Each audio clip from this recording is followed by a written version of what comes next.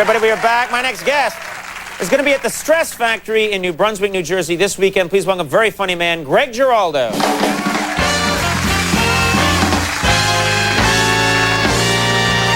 Thank you, everybody. Thank you very much. Thanks, Conan. Good to be here. What can I tell you? My wife and I just had a son about a month ago. Thank you very much. Thank you.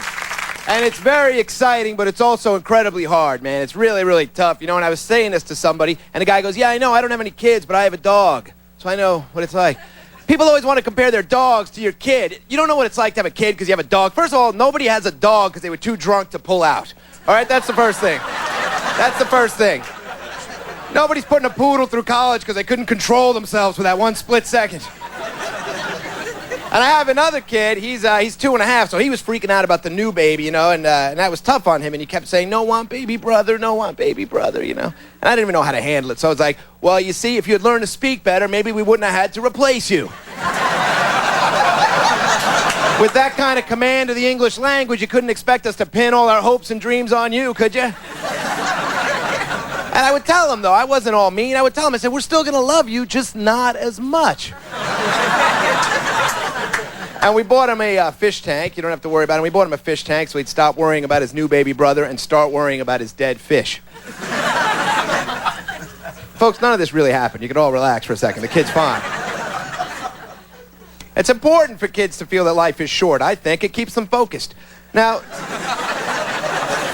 cloning, that's another option. Pretty soon you're going to be able to clone babies. So you'll be able to have a baby without having to have sex with a person who will eventually suck the will to live right out of you.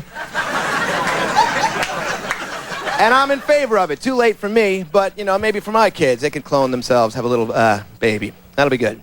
The thing that worries me is the people that are involved in the cloning now. Look at the people. First of all, you have this fertility doctor in Italy, and his big claim to fame was that last year he helped a 72-year-old woman give birth to a baby boy. 72 years old. Now, I don't know what makes a person gay, but I would think that nursing on 72-year-old breasts would have to be a factor. I'm not sure about that, but that's my guess. Then you got the Raelians. These Raelians, they're a cult, or they're not a cult. They think they're a religion where everyone wears spacesuits. And they believe that all humans are clones of extraterrestrials, which sounds insane. But then again, is it really any crazier than what we believe in every other religion? Look at the things we all believe. Every religion's got crazy stuff. I'm Catholic, the Virgin Mary. We have a whole religion based on a woman who really stuck to her story. You know, that's all. Then you got the Islamic extremists, right? They believe that if you kill in the name of Allah, you get 72 virgins. That sounds crazy to me. That's an ancient, text. Maybe it was misinterpreted somewhere along the line. Maybe it's not 72 virgins. Maybe it's a 7'2" Persian. Is that worth it? I don't watch TV anymore almost at all. It just depresses me. All of it just depresses me. The reality shows, not American Idol. That one, of course, TiVo, but all the other... But all the other ones, I hate them. They just bring out the worst in human nature, and people are proud of it. I think it all started with these daytime talk shows where all of a sudden people stop feeling ashamed about anything. I mean, there was a time in our history before Ricky Lake and all those shows where if you got pregnant and you didn't know who the father was, you thought, wow, I'm a whore. I had sex with too many dudes last month. How did I lose track? I should have kept better records. I should have had him sign in or something. This is embarrassing. And you'd be ashamed of yourself, and you'd come up with a lie, something to tell the kid. You know, your father was a hero. He died in the war. It was so sad. You know, then your kid will grow up and think, wait, we never went to war with Holland in the 70s. But at least you tried. You didn't go on Maury Povich and spin a big wheel to see which toothless mullet head was your baby daddy. That's all I'm saying. That MTV Cribs, I can't watch that. That's first of all, if you're younger than the people, they show you their rich people's houses. If you're younger than them, great, because you think, hey, if I play my cards right, you know. But if you're older than the people in those shows, it's the saddest, most depressing show on the planet. There's nothing worse than going on a tour of some 19-year-old punk from a boy band's indoor ice hockey rink, you know. Meanwhile, I'm sitting on my bed/sofa. Oh, good to see O-Town doing so well. I really knew they'd make it. They're very talented. And they always tell you how many bathrooms they have in their house. My crib's got 18 bathrooms. They're all made of imported Italian marble from a 14th century monastery. Meanwhile, I'm pissing in the sink because my crazy wife's locked herself in the bathroom for 2.5 hours, you know. She won't come out till I admit that I have a drinking problem. Well, it's going to be a long wait, pumpkin, so hang in there. And when you get out, you might want to watch a little MTV Cribs, because I noticed Ludacris's bitches ain't busting his chops about his hobby. Thank you very much, everybody. Take it easy. Thanks a lot.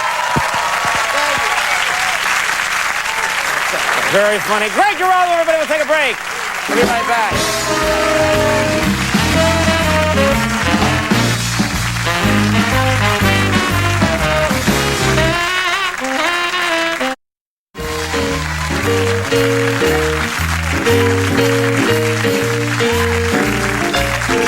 All right, everybody, that's our show. Do want to thank all my guests. Greg Giraldo, funny as always. Thank you very much for doing it. Hilarious.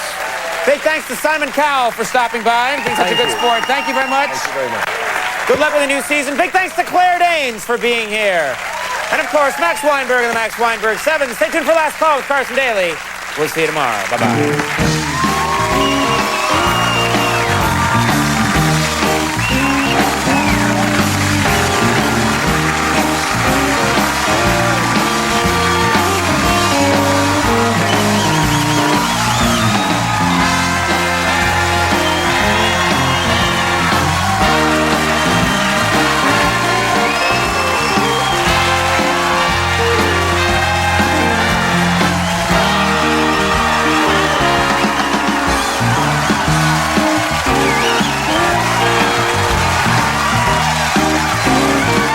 Hypocrisy, arrogance, greed, the movie Kangaroo Jack. That's right, these are more and more likely to be why foreigners hate America. I'm sorry, have you...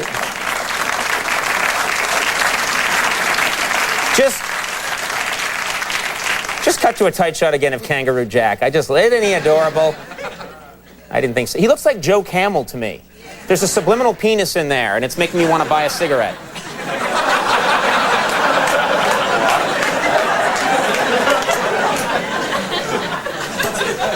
Probably shouldn't have said that.